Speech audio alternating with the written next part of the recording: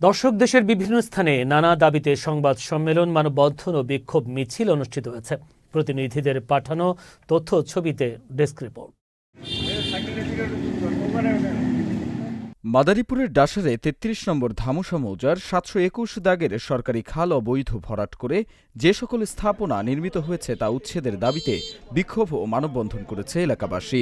বৃহস্পতিবার সকালে ভুরঘাটা শশীকর সড়কের ডাসার কাঁঠালতলা বাজারের সামনে এ বিক্ষোভ ও মানববন্ধন অনুষ্ঠিত হয়। ১৩ এপ্রিল ইংরেজি দৈনিক দি বাংলাদেশ টুডেতে জামালপুরের দেওয়ানগঞ্জে হাটবাজারের ইজারা ও ডিলার নিয়োগে চাঁদাবাজির অভিযোগে রাজনৈতিক নেতাদের নামে প্রকাশিত সংবাদটি মিথ্যা ভিত্তিহীন দাবি করে সংবাদ সম্মেলন অনুষ্ঠিত হয়েছে।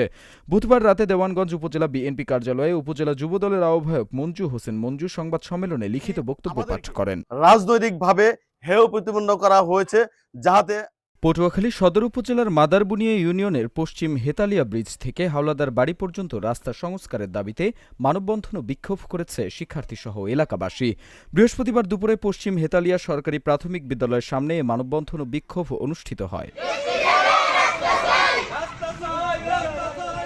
খুলনা প্রকৌশল ও প্রযুক্তি বিশ্ববিদ্যালয় কুয়েটে বিশৃঙ্খলা সৃষ্টিকারীদের বিরুদ্ধে এবং গত ১৮ ও ১৯ ফেব্রুয়ারি অনাকাঙ্ক্ষিত ঘটনার বিচার প্রক্রিয়া বাধাগ্রস্ত করার প্রতিবাদে মানববন্ধন করেছেন বিশ্ববিদ্যালয়ের কর্মচারীরা।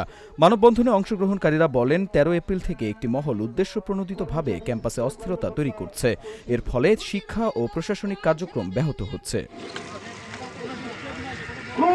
দিনাজপুরের বিরামপুরে উপজেলা বিএনপি ও পৌর শাখার আয়োজনে পহেলা বৈশাখ অনুষ্ঠানকে কেন্দ্র করে বিভিন্ন সংবাদ মাধ্যমে প্রকাশিত সংবাদের প্রতিবাদে সংবাদ সম্মেলন অনুষ্ঠিত হয়েছে।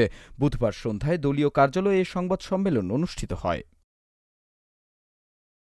লক্ষ্মীপুর সদর উপজেলার মজু চৌধুরীর হাট এলাকায় বেড়িবাঁধের পাশে বসবাসরত ভূমিহীন বাসিন্দারা পুনর্বাসনের দাবিতে মানববন্ধন ও বিক্ষোভ করেছেন।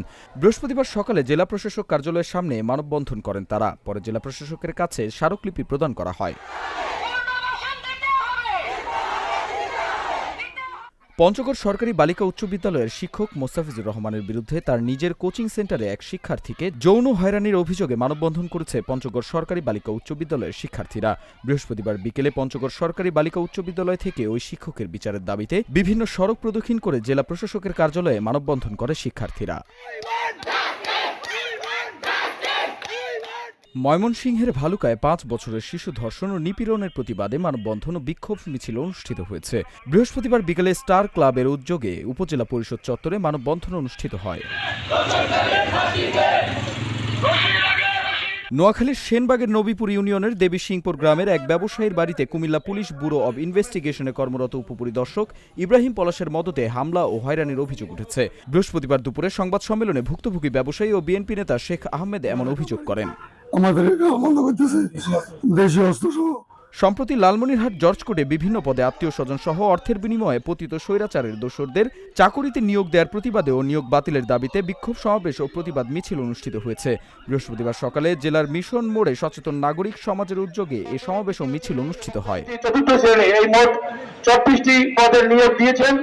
ব্রাহ্মণবাড়িয়া সদর পাঘাচং এলাকার আল বাইতুল মামুর সালাফি জামে মসজিদে ভাঙচুর, অগ্নিসংযোগ, লুটপাট ও মুসল্লিদের উপর হামলার প্রতিবাদে আশুলিয়ায় মানববন্ধন ও সংবাদ সম্মেলন অনুষ্ঠিত হয়েছে। বৃহস্পতিবার দুপুরে শিল্পাঞ্চল আশুলিয়ার কাইচাবাড়ি এলাকায় বাংলাদেশ জামাতে আহলে হাদিস কেন্দ্রীয় ক্যাম্পাসে মানববন্ধন ও সংবাদ সম্মেলন অনুষ্ঠিত হয়।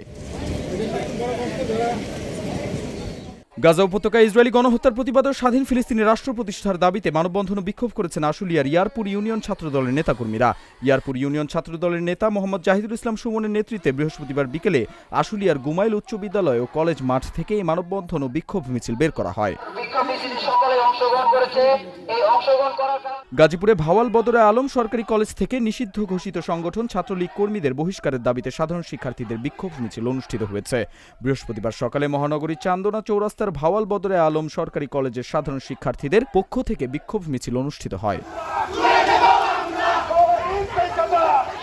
Channel S news desk.